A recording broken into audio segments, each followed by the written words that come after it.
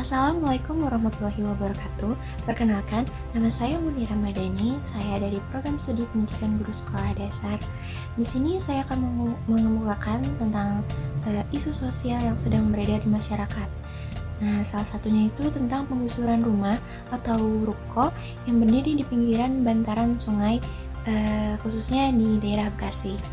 Nah, penggusuran rumah dan ruko di bantaran kali menjadi pemandangan yang makin sering kita lihat di berbagai daerah, termasuk di wilayah Bekasi seperti Tambun, Cikarang, Gabus, kemudian Cibitung dan sekitarnya, dengan dalih normalisasi kali dan penataan wilayah. Pemerintah daerah menggusur pemukiman yang dianggap ilegal atau menghambat aliran air. Langkah ini diambil sebagai bagian dari upaya normalisasi sungai untuk mencegah banjir yang sering terjadi dan memperbaiki tata kelola lingkungan. Namun di balik semua itu ada cerita panjang tentang perjuangan hidup, ketidakadilan sosial, dan dilema pembangunan. Di Bekasi, pertumbuhan penduduk dan industri yang pesat dan beberapa dekade terakhir menyebabkan banyak warga, terutama pendatang baru, membangun rumah di lahan-lahan pinggir kali. Kawasan seperti Tambun dan Cibitung yang dulunya merupakan daerah pertanian dan rawa, perlahan berubah menjadi pemukiman padat penduduk tanpa perencanaan yang jelas. Sungai-sungai kecil yang mengalir di daerah ini seperti Kali Bekasi, kemudian Kali Baru Tambun, dan Kali Cikarang semakin sempit dan tercemar akibat aktivitas manusia. Ketika banjir besar melanda Bekasi, seperti yang terjadi hampir setiap tahun saat musim hujan datang, pemerintah menjadikan pemukiman bantaran sungai sebagai kambing hitam.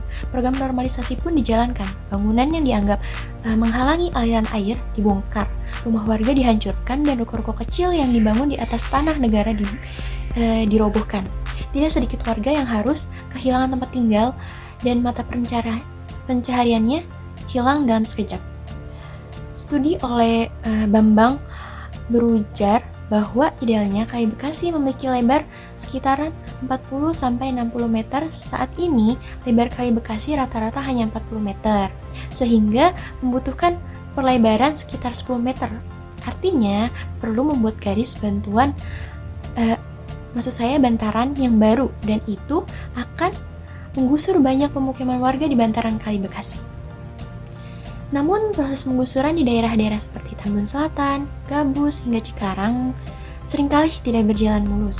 Banyak warga mengeluhkan bahwa mereka tidak diberi cukup waktu untuk pindahan, tidak mendapat kompensasi yang layak, atau bahkan tidak diberikan solusi hunian alternatif. Beberapa dari mereka hanya diberikan suatu peringatan singkat, lalu dalam hitungan hari, alat berat sudah datang untuk meratakan bangunan. Seperti yang dialami oleh teman saya, beliau mendapatkan info sekitar H-1 untuk pembongkaran rumahnya, sehingga tidak ada persiapan untuk membereskan rumah atau mencari tempat tinggal baru. Hal ini menimbulkan luka sosial yang mendalam. Warga yang telah puluhan tahun tinggal di bantaran sungai merasa diabaikan dan diperlakukan tidak adil. Padahal banyak dari mereka membangun rumah di sana bukan karena pilihan, melainkan karena kebutuhan ekonomi dan harga tanah dan rumah di sekitaran Bekasi yang terus melambung naik.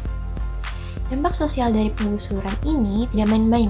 Anak-anak harus kehilangan sekolah karena keluarganya kehilangan tempat tinggal, sedangkan pedagang kecil yang biasa berjualan di ruko-ruko sederhana kehilangan sumber nafkahnya.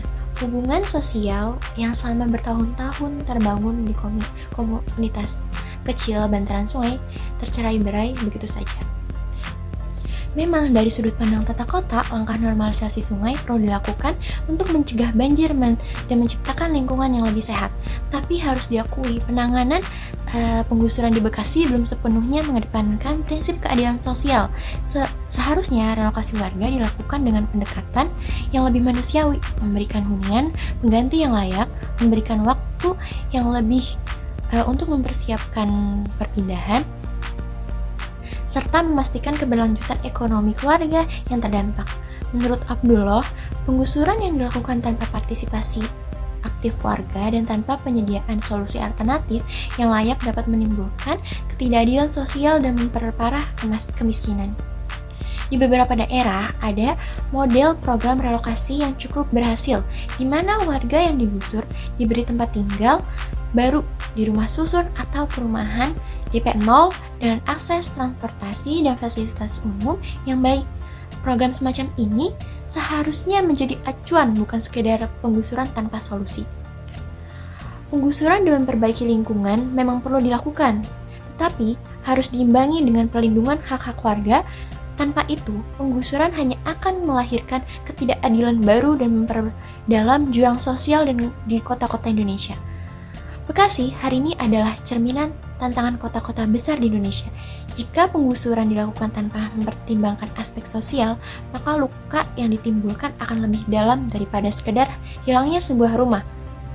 Pembangunan yang berpihak pada semua lapisan masyarakat adalah syarat mutlak menuju kota yang adil dan manusiawi. Sekian yang dapat saya paparkan, kurang lebihnya mohon maaf apabila saya ada salah kata.